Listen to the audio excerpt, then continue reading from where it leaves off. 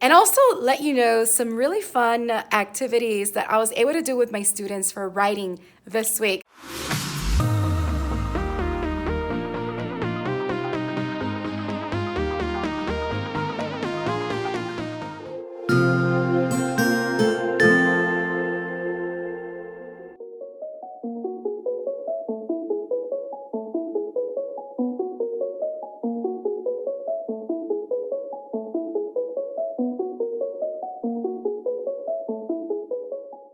Hello everyone and welcome back to my channel. My name is Mariely Sanchez and I am a fourth grade teacher in South Florida. And this is week 8 of our school year. It is also the last week of the first grading period. Tomorrow, the students will end the first grading period and grades will be uploaded for the first grading period on Friday. And yeah, today is Wednesday, October 21st, 2020. I'm sorry for the lack of constant videos. It's just been a whirlwind of a school year, or the start of the school year. And I was able to recently post my week 2, and we're on week 8.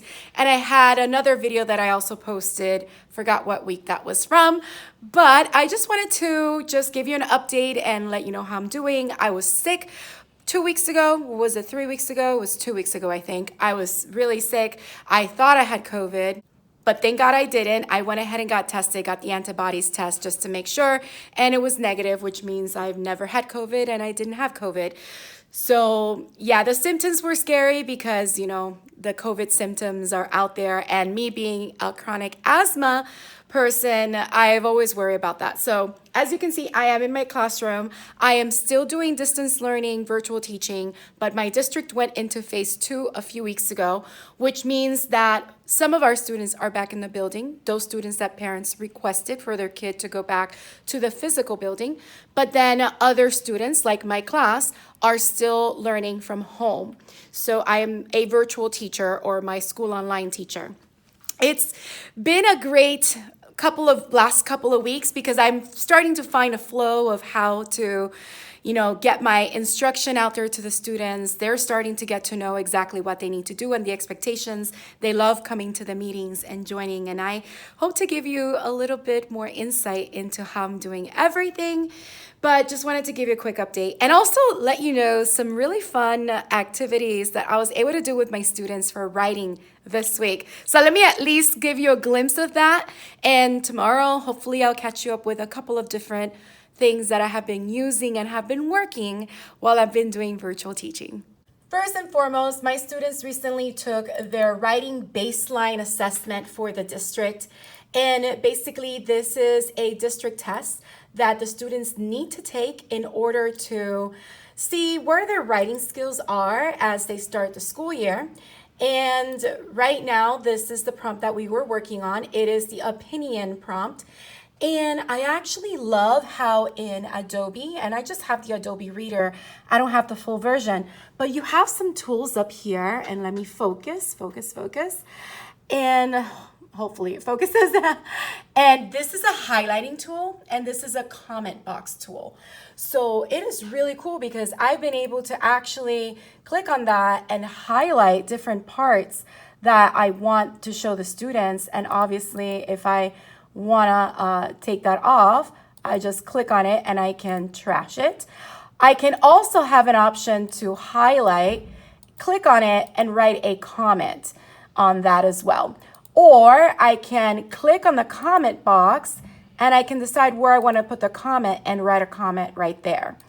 So that's what I've been doing with the students after they took their test. We've been going over this and really breaking it down so they have more of an idea how to do this type of writing. So yeah, so if you hover, it tells you what I wrote. So this one is mostly talking about what bike sharing programs are. And if I hover over here, or actually I didn't write anything there, so let's just click and delete it. If I hover over here, I can tell you bike sharing is easy to use and helps people travel around the city. So that's what we were doing. We were reading the sources, we were annotating. So this is how we're annotating. And of course, before we did that, I had students, I blew this up like so. Let me see if I can get it like that big. And I used my Zoom tools where the kids can annotate, and I had them circle the essay keyword, underline the topic, and let me know what the audience purpose and task was for the particular prompt. So we've been doing this the past couple of days. They took this test last week, and I just wanted to make sure that we broke it down into different steps. We had already been doing writing before they took the test for like 4 weeks, breaking down another opinion essay that we wrote paragraph by paragraph. Like we literally spent a whole week in one source and another week in the second source and another week just writing the essay and putting it all together. So I have tons of things that I would love to share in my Pencils and Magic Wands Teachers Pay Teachers store, but I have to, package things and put it together. But it's been great. I'm really happy with how we've been doing writing. So we went ahead and took this, and I had the students help me pretty much gather the evidence for the pro bike sharing programs and the con bike sharing programs, because this prompt is asking them to decide whether bike sharing programs will work in their community or not. So let me show you what I did with that. So this is Padlet, and I had the students go onto Padlet, and we created like a digital T-chart. So T-charts are really great for doing pros and cons. So as you can see, I have the directions at the top.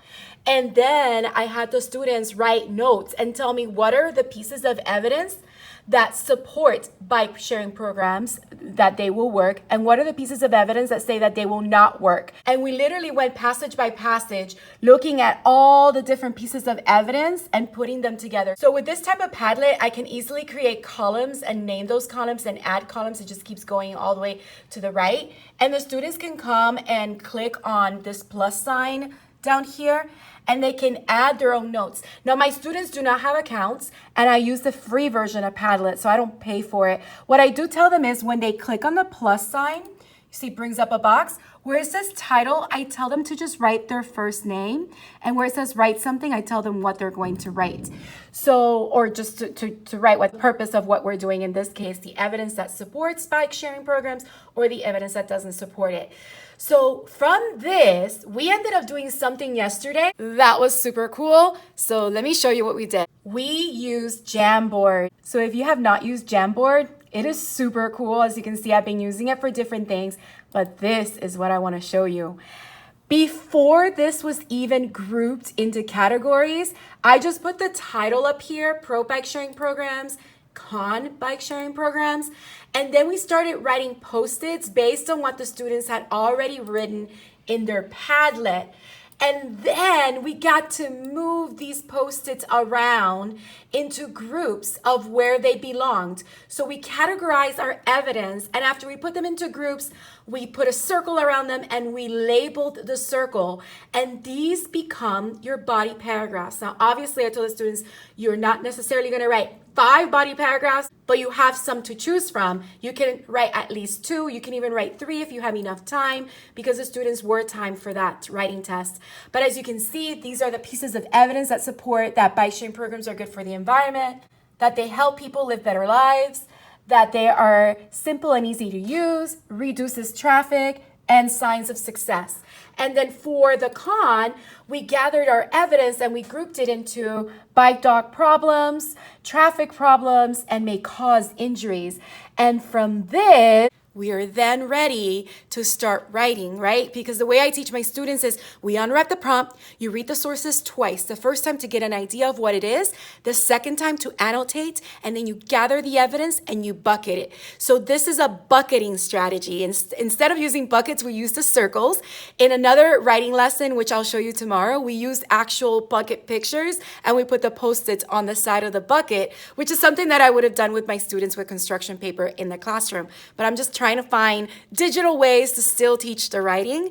So now that they have gathered the evidence, they bucketed, and they have an idea of what they're going to write, now we start to write. And I took them to Padlet yesterday and today so that they can write a new introduction that addresses the prompt. Because some of them, when they took the writing test, they forgot to put work in my community. And that was very important because that was what the prompt was asking them to write, whether it will work in their community or not. So now let me take you back to Padlet so that you can see what they came up with as far as their introductions went. So this is a separate Padlet. It is not in the columns. This is just a wall.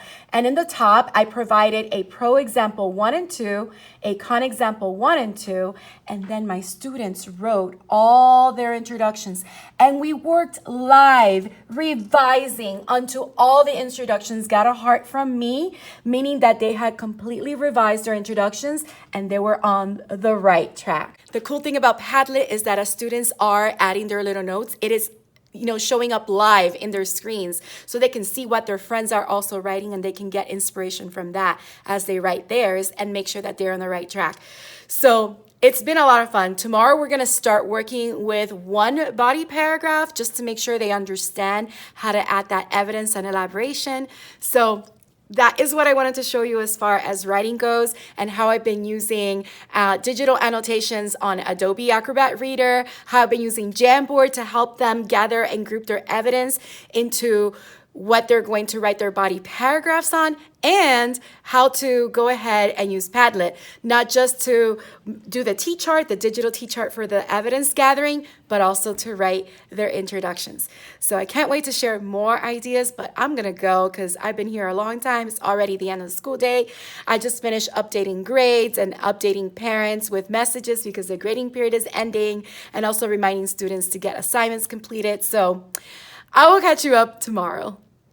I'm now at home, and I forgot to say that speaking about Jamboard, I'm actually participating in a free PD by Jen Jones, and she's gonna do it all in Jamboard. So I can't wait to learn a little bit more about how to use Jamboard. Maybe there are some things that I haven't discovered, or maybe some other ideas on how I can use it. So I'll be sure to share anything new or exciting about Jamboard with you as soon as I'm done with my PD. If not tonight, definitely tomorrow.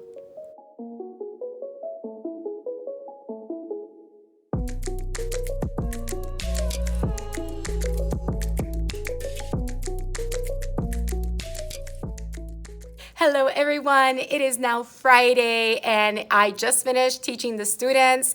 It's about 2:10 in the afternoon. They have music right now at the end of the day. So I am actually getting ready to leave because I have an appointment to get to, but I quickly wanted to continue what I was telling you yesterday with the writing. So today what we did, after we finished reviewing all the evidence that we had gathered and how we grouped it together and their introductions, which were great, I went ahead and I showed them a paragraph frame. Now I'm still doing this right now at the beginning of the year because they're still learning how to write to this type of essay because they didn't have that last year in 3rd grade. So I'm slowly trying to get them to understand how we build a paragraph. So I created this paragraph frame on PowerPoint, as you can see, and I went ahead and I put tree in there. So transition, reason 1, evidence elaboration, elaboration, so that they can see how to build their paragraph and fill in the blanks. So a paragraph frame is a really good way to get your students into learning how to write different things. So I have one for the pro, and then this one is for the con. And today during the live lesson, they helped me fill in the blanks for the pro. So if you can see, to start off, giving people the option to share bikes will be good for the environment. According to source 2, bike sharing, a great idea. Bike sharing helps to get rid of some of the pollution cars produce. This means that with less cars on the road, the air will be cleaner. Not only that, but fewer cars in the street will help the environment greatly. And again, those quotes are direct quotes from the text. People in my community will be able to breathe cleaner air once everyone starts sharing bikes to get around town. Imagine being able to live in a community that benefits from sharing bikes and a healthy environment. That's definitely a win for my city. So that is the paragraph we built together. And then the students had the same assignment to do in Microsoft Teams. Just a PowerPoint, and they had the text boxes. This is the background that they can't move, so they just literally could just type the boxes or move the boxes. So they're adding their transition, their evidence, their elaboration, and they can choose whether they want to go for the con, this is the con, or the pro. So there are 2 slides in the assignment, but they get to choose one of those slides to complete. So that was our writing lesson this morning. Before that, the students took their Wonders Unit 1 Week 2 assessment in our online testing platform called Performance Matters. And then after our writing lesson, we had our math mid-chapter checkpoint, which they took in Go Math in Think Central. I assigned it to them. I modified it because there were some questions that we don't necessarily assess our students in. So I was able to go in, modify the PMT for that test. PMT is Personal Math Trainer. Take out those questions, and they were left with 11 questions to do for that test. So they completed it. And this afternoon, we ended up doing a Quizizz for science to review weathering and erosion. So let me quickly show you that quiz. So this is my library of quizzes, and again, you can make your own or you can find a library of quizzes that are already made. And I like the fact that I can add pictures. So as you can see, we are doing weather and erosion. They had to compare these two rocks to see which one had chemical erosion, which one had physical erosion. And yeah, they had pictures to look at to go ahead and answer. So there were a total of 16 questions, and students worked on it, and they had the ability to retake the test if they wanted to. And then we reviewed the questions, and next week we'll continue to learn about weathering and erosion before they take that test. So all in all, that is what we ended up working on this week. Well, you get to see 2 days out of the 4-day week. Tomorrow is a teacher planning day. I get to do my planning from home.